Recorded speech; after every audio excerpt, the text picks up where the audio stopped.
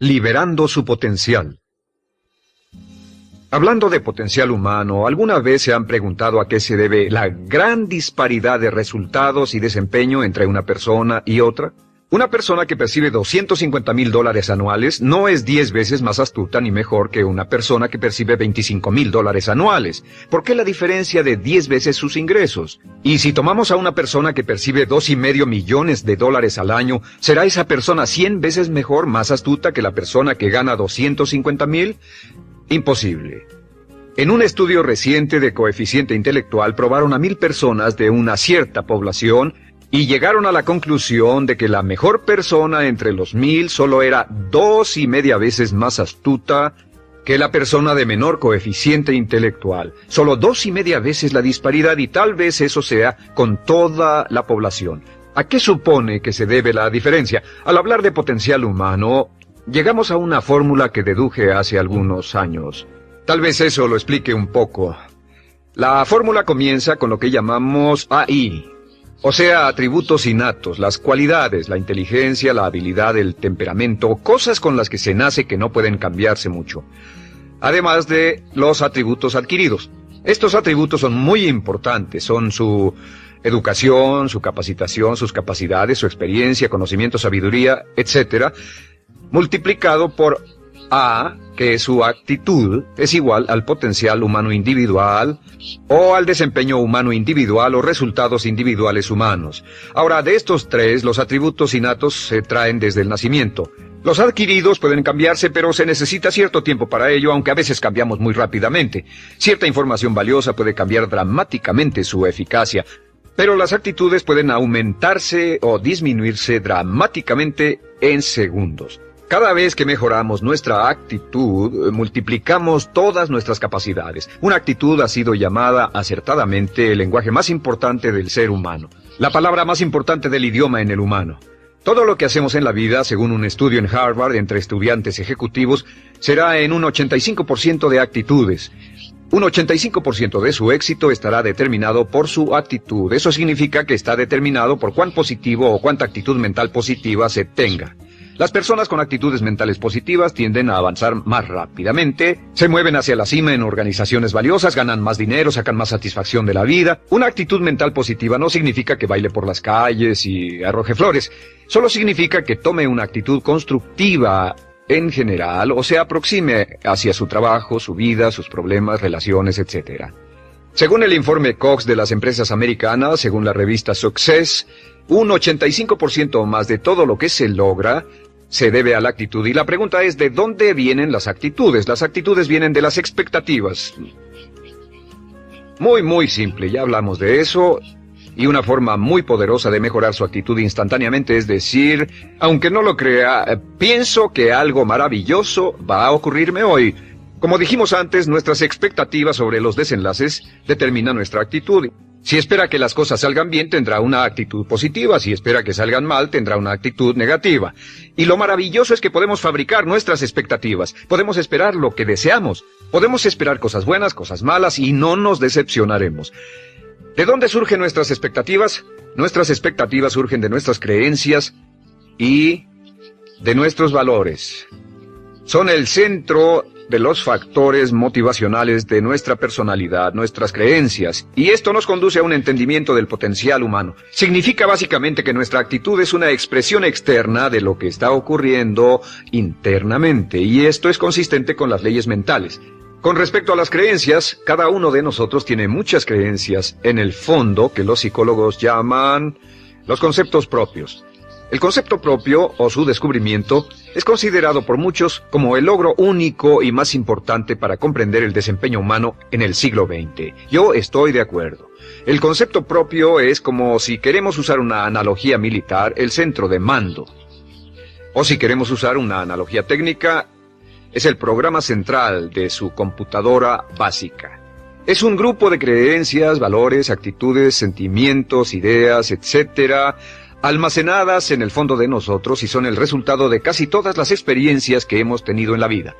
Y algunos investigadores dicen que el concepto propio comienza a formarse aún antes del nacimiento, pero el concepto propio, una vez colocado, Precede, predice y determina sus niveles de eficacia y desempeño en todas las áreas de nuestra vida. El concepto propio se convierte en el centro de mando o el programa maestro. El concepto propio de este grupo de creencias determina lo que dirá, lo que hará, cómo actuará, cómo se siente y reacciona, etc. ¿Qué significa esto? Significa que todas las mejoras en su vida externa, todos los cambios en su realidad comienzan con un cambio en su concepto propio. Les voy a explicar lo que significa. Esta es una gráfica muy simple. Hablamos de potencial humano y decimos que la persona promedio usa un 10% o menos de su potencial. Según investigaciones, tal vez es mucho menos. El Instituto Stanford Brain en Santa Clara, California, estima que tal vez se aproxime a un 2%.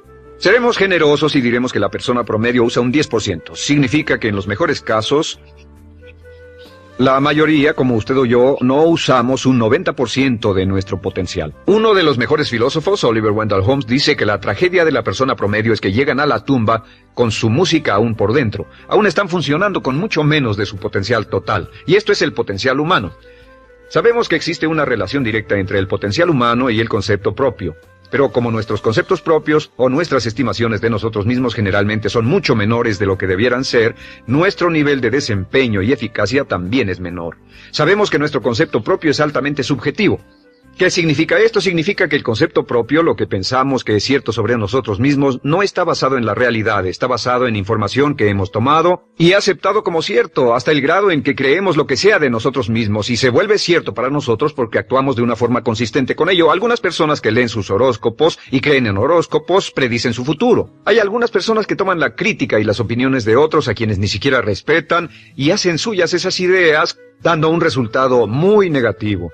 Lo que piense, lo que acepte como cierto, se vuelve cierto para usted. También sabemos que como adultos tenemos una variedad de conceptos propios. Tenemos un concepto propio de cómo vestirnos, cuánto pesamos, lo que comemos, lo bien que podemos hablar en público, qué tipo de padres somos, qué tipo de hijos somos con nuestros padres, qué tipo de esposo o esposa somos, qué tipo de amante, de conductor. Lo interesante de manejar es que todos los hombres tienen un concepto muy positivo con respecto a esto. Las mujeres no entienden esto, pero los hombres nacen con un genio inherente para manejar. Todos los hombres son choferes excelentes. Si no lo creen, todo lo que tienen que hacer las mujeres que están viendo esto es pensar en la última vez que trataron de corregir la forma de conducir de un hombre y recordarán que no obtuvieron buenas respuestas. ¿Cómo respondemos ante alguien que desafía nuestro concepto propio, sugiriendo que no somos las personas que pensamos ser? Estamos a la defensiva, nos enfadamos, nos irritamos, es difícil que nos traten. Tenemos un concepto propio de lo creativos que somos, lo inteligentes, lo rápido que leemos, lo bueno que somos en los deportes, y si practicamos una gran variedad de ellos, tenemos un concepto propio para cada uno de ellos. Tenemos un concepto propio de lo bien que cocinamos, de lo bien que educamos a nuestros hijos, de lo bien que limpiamos nuestra casa, los autos que manejamos, etc. Y también de lo que valemos por lo que ganamos.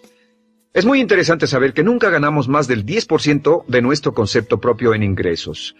Nuestro concepto propio determina nuestro nivel de ingresos. Este nivel de concepto propio se llama zona de confort. Y aunque queramos más dinero, veremos que la tendencia humana natural de todas las actitudes es luchar por lograr entrar a la zona de confort y luego quedarnos ahí. Si ganamos un 10% por encima de nuestro concepto propio de ingresos, tendremos una necesidad imperante de deshacernos de ese dinero. Lo donaremos, lo gastaremos en forma extravagante y hasta lo perderemos si recibimos demasiado. Las personas que ganan la lotería siempre están quebradas a los 2 o 3 años. Queman el dinero porque ese dinero está más allá de su concepto propio. Si gana 10% o menos de su nivel de concepto propio, se descubrirá luchando, trabajará más duro, más tiempo, pensará en forma más creativa, buscará diferentes formas para aumentar sus ingresos o sus segundos ingresos. La única forma de mejorar cualquier parte de su vida, incluyendo sus ingresos, es aumentando el nivel del concepto propio de sus ingresos, comenzando a pensar en usted como si estuviera ganando más dinero. Si quiere bajar de peso, la única forma en que podrá lograrlo es pensando en que está delgado. Piense en usted mismo como una persona más delgada. Si quiere volverse una persona más popular, más amorosa, más feliz o más sana, comience a pensar una y otra vez en esas cosas hasta que se vuelvan parte de su nuevo concepto propio. Hablaremos de eso más adelante. Es una parte esencial de la programación de su mente hacia el éxito. Su concepto propio global está determinado por el promedio de sus conceptos propios en las áreas que considere importantes. Ahora, su concepto propio está formado de 3 partes críticas. La primera parte del concepto propio es el ideal propio. El ideal propio es la persona que más desearía ser, es su idea de lo que constituye un ganador, es su visión ideal de lo mejor que puede ser usted. Nada más, una de las cosas que sabemos de las personas con éxito es que las personas con éxito tienen ideales propios muy claros, ideales claros de quién quieren ser en el futuro. Las que no tienen éxito tienen ideales muy vagos. El número 2 es la autoimagen. La autoimagen es como un retrato de cómo se ve a sí mismo y lo que piensa de sí mismo. La autoimagen es el espejo interno, es como se percibe a sí mismo ahora en su desempeño actual, en forma cotidiana. La tercera parte es su autoestima. Su autoestima es cómo se siente consigo mismo. Cómo se siente consigo mismo es la fuerza motriz, el motor, la fuerza poderosa dentro de su subconsciente, es la fuerza de energía dentro de su concepto propio y determina casi todo lo que le pasa. La mejor definición de autoestima es cuánto se agrada a sí mismo. Cuánto se agrada a sí mismo como esposo, cuánto se agrada a sí mismo como empleado, cuánto se agrada a sí mismo como jefe, como inversionista, como orador profesional, como atleta, etcétera. Según se agrade a sí mismo, su nivel de autoestima, su sentimiento emocional global respecto a cualquier área de su vida, determina su desempeño y su eficacia en dicha área.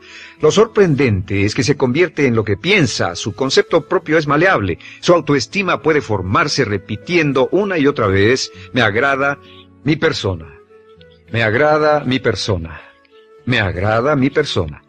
Me agrada mi persona, me agrada mi persona, me agrada mi persona. Entre más se repita, me agrada mi persona, me agrada mi persona.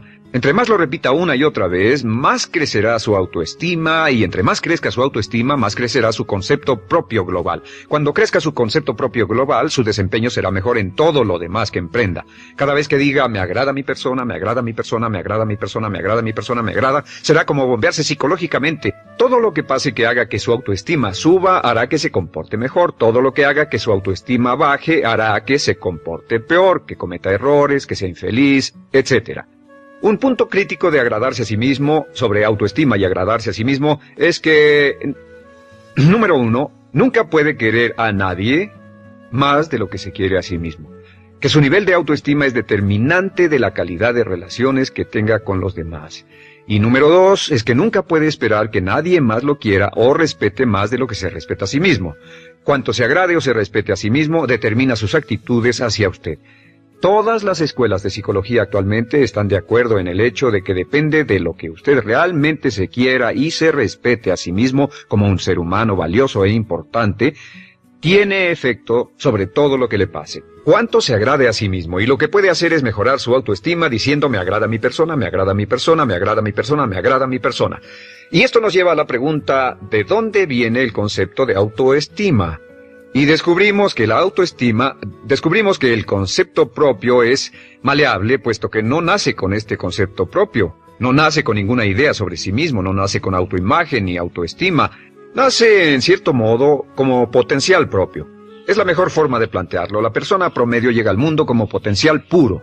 Y no tiene el concepto propio de que todo lo que es ahora, todo sentimiento que tiene, toda actitud o valor, tuvo que aprenderlo en el transcurso de su vida.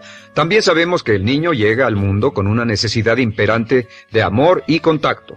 Y como una gran cantidad de investigaciones lo indican, necesitamos mucho amor y contacto durante toda nuestra vida, pero en especial durante nuestros años de formación, porque de niños aprendemos quiénes somos, cuánto valemos, si somos importantes, inteligentes, amorosos, chistosos. Todo esto lo aprendemos por la forma en que nuestros padres nos tratan. Si nuestros padres, nuestros parientes, tíos o tías, en especial nuestros padres, nos tratan como si fuéramos realmente importantes, crecemos pensando que somos realmente importantes, pero si nuestros padres no lo hacen, pasa algo más. Sabemos que los primeros años de vida son los más importantes para el desarrollo del concepto propio, que un niño comienza a partir de cero. El niño nace sin saber quién es él o ella. Son sumamente valiosos el primero, segundo, tercero, cuarto y quinto años de vida. Algunos psicólogos pensaban que eran los 5 primeros años, pero ahora dicen que son los 3 primeros años. En sus 3 primeros años de vida el niño aprende quién es y dicen que si se les da suficiente cantidad y buena calidad de amor en los 3 a 5 primeros años, los prepara usted de por vida. Los coloca en una base sólida de autoestima y confianza en sí mismos, valor e importancia realmente. Existe una relación directa entre la calidad y la cantidad de amor y el desarrollo de una personalidad sana. Entre más amor, amor incondicional, reciba un niño en sus años formativos, más fuerte será la base de su personalidad. El reverso de la educación es que casi todos los problemas de psicosis, neurosis, perturbaciones de la personalidad y problemas de comportamiento surgen de los problemas que se tengan con el concepto propio. Ahora observemos a los adultos. Aquí está nuestra personalidad adulta. Si nos observamos, podemos llegar a reparar nuestras bases, por así decirlo, repitiéndonos una y otra vez: me agrada mi persona, me agrada mi persona, me agrada mi persona, y llevamos ese concreto reparador hacia la base de nuestra personalidad. Los niños necesitan el amor como las rosas necesitan la lluvia. Los niños que carecen de amor a menudo mueren por escasez de amor. Es una enfermedad llamada marisma. Ahora, ¿qué más sabemos sobre los niños? Sabemos que los niños llegan al mundo con dos atributos notables. El primero es que no sienten temor.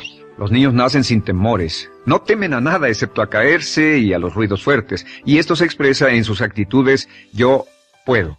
Los niños llegan al mundo pensando que pueden hacer cualquier cosa, y quien haya criado a un niño hasta la edad de 3, 4 o 5 años sabe que debe pasar esos primeros años evitando que se maten, porque son como pilotos japoneses, porque no le tienen miedo a nada. Su segundo atributo es que llegan al mundo totalmente espontáneos. Dicen lo que quieren, hacen lo que quieren, son totalmente desinhibidos. Totalmente. Ellos no temen hacer nada de lo que desean, y esto se expresa en su actitud: no quiero. No tengo que hacerlo. Si ha tratado de controlar a un niño, lo habrá visto. Lo primero que dicen cuando comienza a darle órdenes, lo primero que aprenden es: no tengo que hacerlo. Claro, a veces cambiamos sus mentes de una u otra forma, pero estos son los dos atributos con los que los niños llegan al mundo. Llegan al mundo sin temores y desinhibidos. ¿Qué significa esto? Significa que nuestro derecho innato natural es no ser temerosos y ser desinhibidos. Y solo cuando podemos crear la misma situación en nuestra vida adulta, cuando no tememos y somos desinhibidos, nos sentimos a gusto con nosotros mismos. Las mejores organizaciones, las mejores compañías son las que crean un ambiente donde nos sentimos sin temores y sin reservas para ser nosotros mismos y para hacer lo mejor de nosotros. Al crecer descubrimos que los niños aprenden de dos maneras. La primera es por imitación. Imitan a uno o a ambos padres, en especial al padre dominante. Algunas veces el padre dominante cambiará cuando crezca el niño, y a veces los niños imitan al padre, a veces a la madre, pero aprenden por imitación. Muchas características y hábitos que tenemos como adultos los aprendimos de nuestros padres. ¿Alguna vez ha tenido la ocasión de gritarle o reñirle a uno de sus hijos? Verá que le dice las mismas cosas que le dijo su padre a usted cuando era niño. Así que imitamos. A veces imitamos su caminar, a veces su forma de hablar, a veces imitamos sus valores, sus creencias, etc. Aunque esos valores y esas creencias no tengan ningún valor. ¿Por qué? Porque nuestros padres eran así cuando nosotros éramos niños. La segunda forma en que aprendemos es pasando de la incomodidad, lo que no se siente bien, hacia la comodidad. Freud llamó a esto el principio del placer. O sea que nos movemos hacia aquello que nos hace sentir cómodos, lo que nos da placer, lo que nos hace sentir bien con nosotros. Nos movemos de la incomodidad hacia la comodidad. Así es como aprendemos a no mojar el pañal, por ejemplo. Sabemos que no es agradable caminar con popó o pipí en nuestros pañales. Vemos lo que hacen nuestros padres, vemos lo que nuestros parientes hacen y decimos: estas personas no hacen lo que yo. Así aprendemos a caminar y lo demás. Así que de la incomodidad hacia la comodidad. Durante toda nuestra vida, por cierto, así es como aprendemos. Imitamos leyendo lo que otras personas hacen, estudiando libros y en el trabajo, imitamos cuando vamos a la escuela, y hacemos lo que nos da resultados positivos, lo que nos da refuerzos positivos, y hacemos cada vez menos las cosas que nos causan incomodidad o dolor. Ahora, muy temprano en la vida, como equivocación o como resultado de una equivocación que los padres cometen en la crianza, los niños comienzan a aprender hábitos y patrones negativos. Los patrones y hábitos negativos tienen sus raíces principalmente en la crítica destructiva. La crítica destructiva comienza muy temprano en la vida, a veces en los primeros meses. Y la crítica destructiva la usan los padres para dirigir y controlar a sus hijos. Desafortunadamente, tiene un efecto muy peligroso y dañino sobre nosotros, ya que la crítica destructiva tiende a minar la integridad de la personalidad del niño. Muchos de nosotros, incluyéndome a mí y a muchos de ustedes, nos hemos visto minados y heridos por la crítica destructiva más que todas las guerras en la historia. Ahora, como resultado de la crítica destructiva, comenzamos a desarrollar hábitos y patrones negativos. Los patrones de hábitos negativos son respuestas condicionadas hacia los estímulos. Los patrones de hábitos negativos se desarrollan en los inicios de la vida. Se desarrollan como resultado de una repetición del temor y el dolor una y otra vez. Se desarrollan como resultado de la crítica destructiva, el castigo físico, etc. En los inicios de la vida comenzamos a desarrollar dos manifestaciones que nos persiguen durante toda nuestra vida y más que ninguna otra cosa inhiben nuestro potencial. La primera es la llamada patrón de hábito negativo inhibido. El patrón de hábito negativo inhibido se aprende cuando al niño le dicen una y otra vez no. Aléjate de ahí, no toques eso, y se le castiga. Cuando el niño intenta algo nuevo, o se involucra con algo, o huele algo, o derrama algo, o rompe algo accidentalmente, el padre estalla y se enfada mucho. Como ven, el niño está impulsado por la curiosidad insaciable de explorar su mundo. Y lo que pasa es que cuando lo explora o se interesa y echa a perder algo, si el padre reacciona golpeando al niño, el niño comienza a pensar cada vez que intento algo nuevo, cada vez que intento algo diferente, cada vez que voy más allá de mis límites, cada vez que me salgo de mi zona de comodidad, cada vez que no juego sanamente, me golpean, me castigan, me lastiman, me envían a mi alcoba y me siento mal. Y muy pronto el niño desarrolla el sentimiento de no puedo, no puedo. No puedo. Cada vez que trato algo diferente, me castigan. No puedo, no puedo, no puedo. Es como la respuesta de Pavlov. Pavlov sonaba la campana y le daba de comer a un perro, y el perro salivaba, y Pavlov alimentaba al perro. Mientras sonaba la campana, el perro salivaba y siguió haciendo eso, y después Pavlov solo sonaba la campana y el perro salivaba. Lo que pasa en la vida adulta es que esto crea lo que llamamos temor al fracaso. El temor al fracaso es una respuesta condicionada a un proceso de crítica destructiva que ocurre en los primeros 5 o 6 años de la vida. El temor al fracaso automáticamente nos activa, nos sentimos ansiosos, tensos, intranquilos, sentimos presiones y estrés en nuestro plexo solar, sentimos ganas de retirarnos del evento, y el temor al fracaso es la razón principal por los fracasos en la vida adulta. Es la razón principal por la que evitamos cumplir plenamente nuestro potencial. De hecho, todos los patrones de hábitos negativos se experimentan en el cuerpo físico. Puedes saber cuál es un patrón de hábito negativo porque se siente en el cuerpo físico, precisamente. El patrón de hábito negativo inhibido, el temor al fracaso, el no puedo, ocurre primero que todo en el plexo solar. ¿Ha tenido la ocasión donde debe hablar frente a un grupo, debe ir a una revisión de su desempeño o debe hacer una llamada determinante? Primero su plexo solar se aprieta. Si el temor continúa, su respiración se acelera. Su corazón comienza a latir apresuradamente, su frecuencia respiratoria aumenta y le duele la cabeza como migraña en la parte frontal, su garganta se le cierra y no puede hablar y se le seca la boca por completo, y como se pone tan tenso y asustado, va corriendo al baño. Estas son todas las manifestaciones. No hay peligro físico, pero sí peligro psicológico, una respuesta condicionada. Cuando sentimos estas cosas, la tendencia es retirarse de la situación que las ocasiona y es la razón por la que no logramos mucho si retrocedemos. Es muy importante.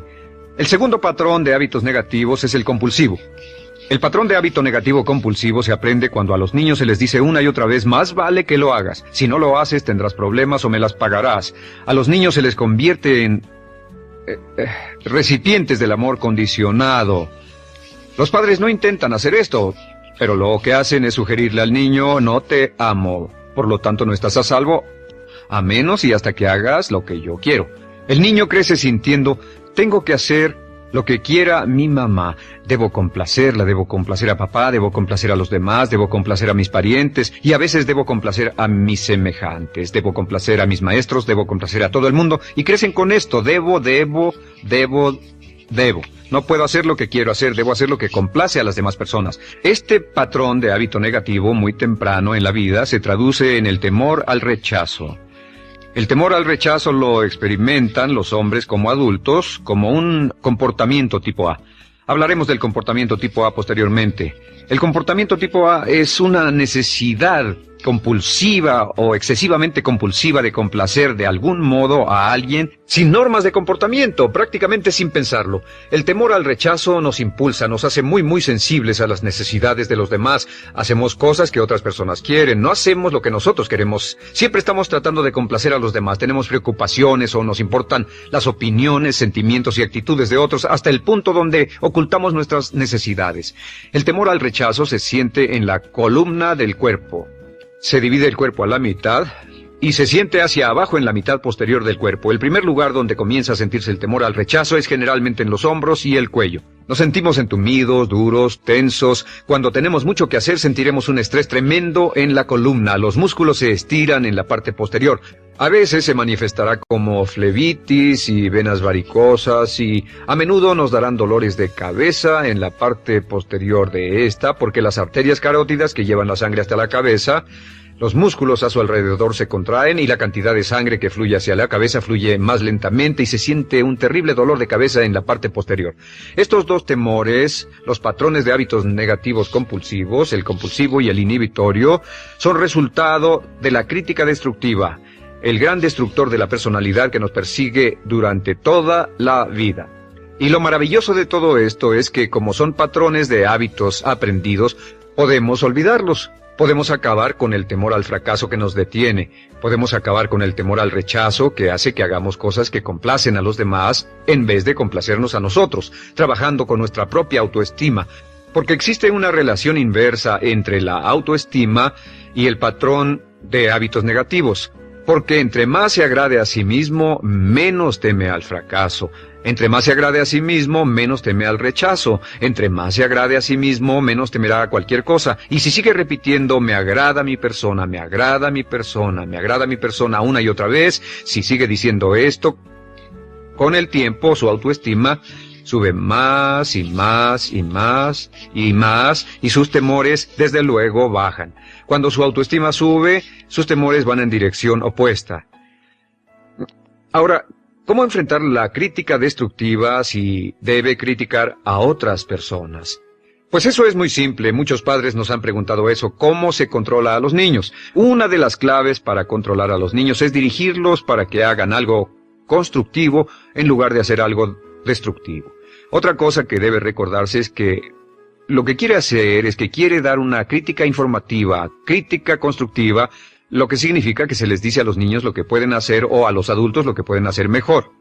Todo el propósito de dar retroalimentación de cualquier tipo es mejorar el desempeño.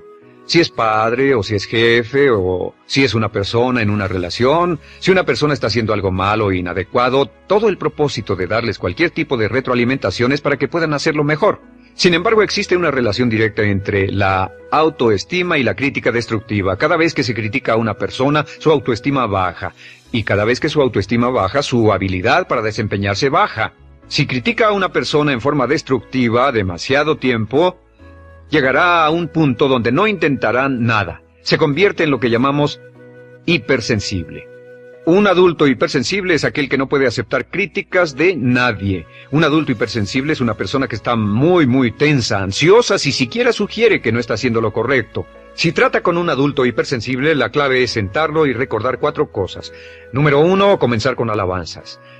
Número 2, proteja la autoestima de la persona a toda costa. Número 3, discuta el desempeño y no a la persona.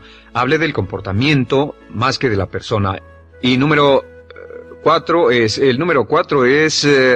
enfocarse hacia el futuro en vez de en el pasado. Enfóquese hacia lo que va a hacerse en forma diferente en el futuro en vez de lo que pasó en el pasado. ¿Por qué? Una razón muy simple, porque una persona no puede controlar el pasado. Al no poder controlar el pasado, cualquier crítica de lo que han hecho en el pasado les da un estrés tremendo y frustración. Así que en resumen, la clave del éxito en la vida es una actitud mental positiva. Una actitud mental positiva se basa en expectativas de éxito, de una serie de expectativas positivas.